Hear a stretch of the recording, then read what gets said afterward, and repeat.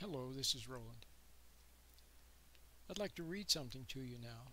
Something written by Mr. A.W. Tozer. Very nice man. He was very popular years ago in the United States, and he's still widely read.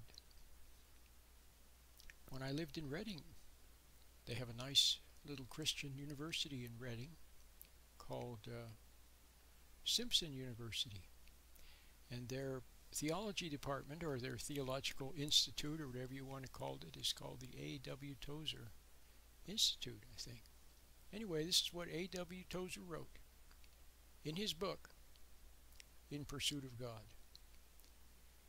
In this hour of all but universal darkness, one cheering gleam appears. Within the fold of conservative Christianity, there are to be found increasing numbers of persons whose religious lives are marked by a growing hunger after God Himself. They are eager for spiritual realities. They are athirst for God, and they will not be satisfied until they have drunk deep at the fountain of living water. Okay, that's the beginning of his the introduction to his book, In Pursuit of God. As a matter of fact, I have the book right here. A.W. Tozer, In Pursuit of God. Okay, that's a very beautiful quote. He's saying that there are some people who aren't satisfied until they find God. See, there's a lot of talk about God. There's a lot of talk about Jesus. See, there are a lot of people that go around and they try to lay a trip on you about God or about Jesus or about some other religion or some other philosophy. They try to lay a trip on you. And that includes all the religions of the world, and that includes atheists and the agnostics and the progressives and the communists. See, the communists are atheists. See, they not only don't believe in God, they're opposed to the idea of God. See, look at Communist China. Look what they're doing there. They're imprisoning imprisoning and harassing the real Christians, the ones who meet in little churches, as they did in the early days of Christianity. They have a state-sponsored church, okay, which is official, and that's where everything's bland. Everything has been watered down, and there's no truth in it. There's no life in it. See? It's dead. It's phony. But the real church, they persecute. Tear the crosses off of buildings and so on. Look over in the Middle East now, what they're doing to the Christians. See, now that the stability is, now the Middle East has become destabilized, now Christians are being persecuted. In many of these Middle Eastern countries, they're being persecuted. Killed even. Yes, and other awful things I don't even want to mention are being done to them.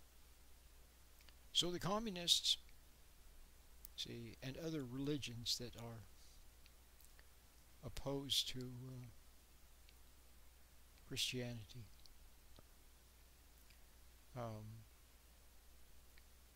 hate God. See, they don't. See, I'll give you another thing. Karl Marx. Okay, some people, the founder of communism. Some people think Karl Marx was an atheist. He was not. Karl Marx was not an atheist. He hated God. He hated God. Okay? He knew that God exists. He was not an atheist. He knew very well that God exists. But he hated God. Okay? So now, getting back to what I was saying earlier, there's a lot of talk about God and about Jesus. There's a lot of talk about God and about Jesus. Okay? And I enjoy hearing the radio. For example, I love listening to Christian radio. Where I live, there are 2 stations. I was on one of them. Yes, I was on one of the Christian stations.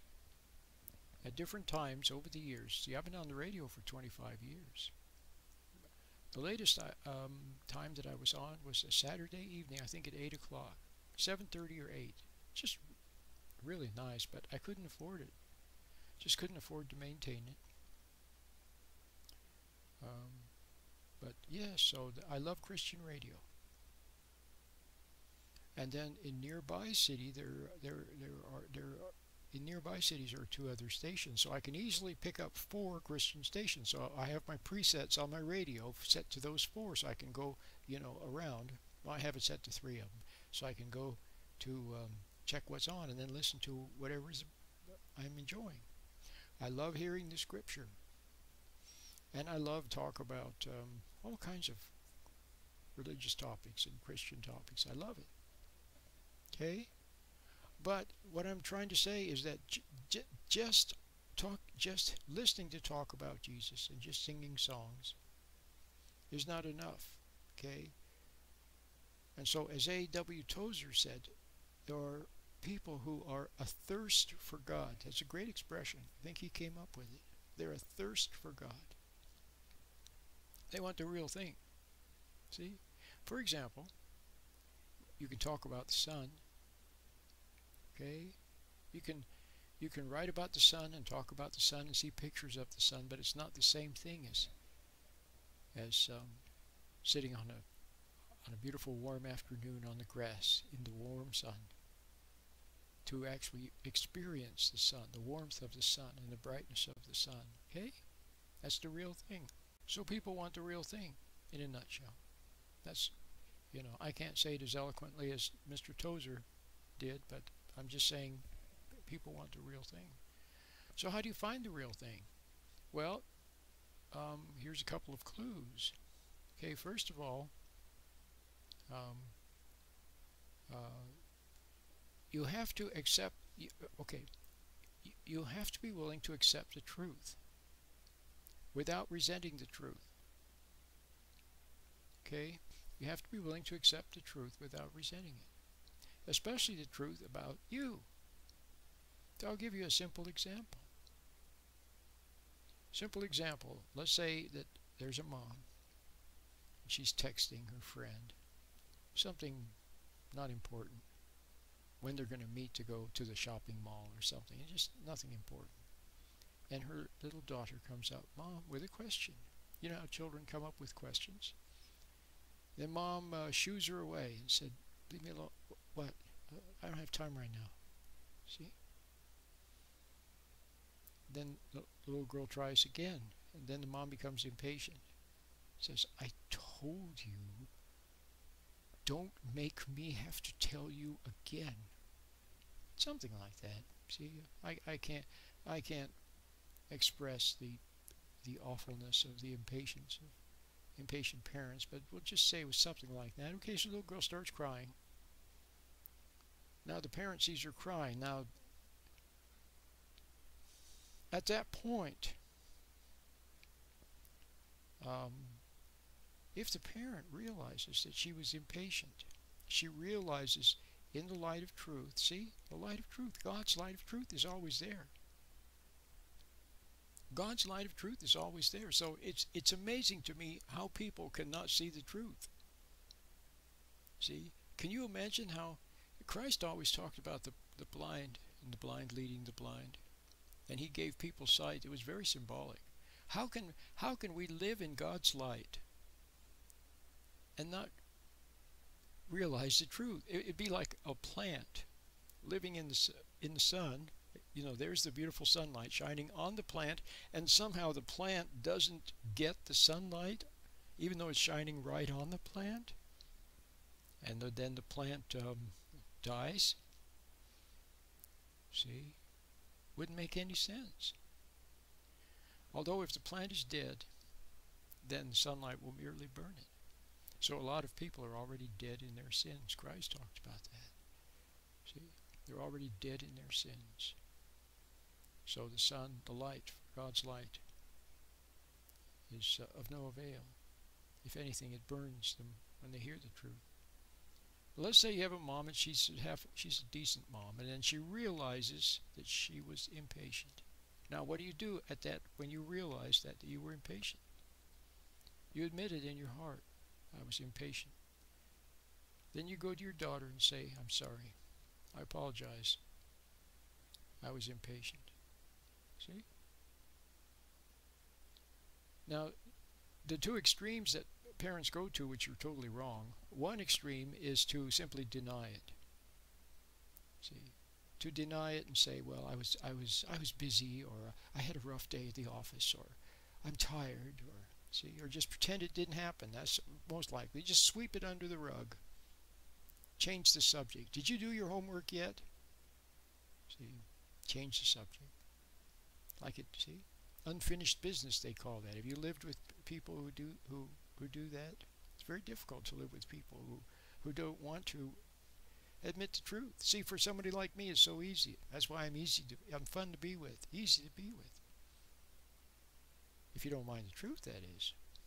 Because I'm lighthearted and I easily admit the truth, but some people are stubborn. They won't admit the truth. The other wrong extreme the parents go to is they go to the child and say, oh, can you forgive me? See, which is wrong, because that's putting the person you're asking them to forgive you in God's place. See, God forgives. Other people can't forgive you. God forgives. But to others you can apologize and then to clear the air. So you apologize to them and say you're sorry, but you don't ask them to forgive you. See, you understand that? Okay. Other parents are guilty, guilty, guilty for neglecting the children, for using the TV as a babysitter, for using the iPhone as a babysitter. See, for using the tablet as a babysitter, for giving the children video games, for letting the kids go out in the streets and smoke marijuana, for not being there for the kids, and for being impatient, and for many other things, foolish, abandoning the children to the vile school system. Whatever else the parents have done wrong, they're very guilty. And how are they guilty? In God's light. See? But so then they go overboard trying to be extra nice, do more for the child to assuage the guilt, which only makes things worse. So the bottom line is, whenever you hear the truth, or someone speaks the truth, or you realize the truth, then honor the truth. Admit it. Okay? Honor it. And don't try to deny it, and don't resent it. See? Especially when when you see in the light of truth that you're impatient, or you're phony, or you're being dishonest, or you're being sneaky, or you're being resentful, see, or selfish. See? Most people don't want to admit any of those things, so that's why they deny the truth. They find a way not to see the truth. They find a way to get around it. See? And they try to suppress the truth. They don't let you express yourself. If you're a kind of person who tends to speak the truth, then they'll try to find a way to suppress you. They'll talk over you. They won't hear what you said. They'll deliberately misinterpret what you said. They'll pretend they didn't hear it. They'll pretend nothing happened. The games people play are endless. See? Wouldn't it be much better simply to admit the truth? So that's one thing that you need to be willing to do in order to find God. Okay? That's one thing you need to be willing to do to find God. So I think I made a nice video here. I don't need to go on and on. I think I gave you something to think about. And you need to be able to become still. You need to be able to become still. See, we're always reaching for our iPhone, reaching for a magazine, reaching for a conversation. We're always reaching. We use everything to deny. Deny, deny, deny. Deny what? Deny the truth. Deny the truth that we're not living right, and then deny the truth that we're trying to deny the truth. See? All right. So let me read it one more time. May I read it one more time? It's very nice. This is from A.W. Tozer. It's from the book In Pursuit of God. It's a very nice book. And here's a quote. In this hour of all but universal darkness, one cheering gleam appears. Within the fold of conservative Christianity, there are to be found increasing numbers of persons whose religious lives are marked by a growing hunger after God Himself. They are eager for spiritual realities. They are athirst for God, and they will not be satisfied until they have drunk deep at the fountain of living water. Okay? Jesus said, "Come unto me, all of you who are heavily laden, and I will give you rest." And He also said, "Come unto me." See? He said something about being the fountain of living water. My name is Roland.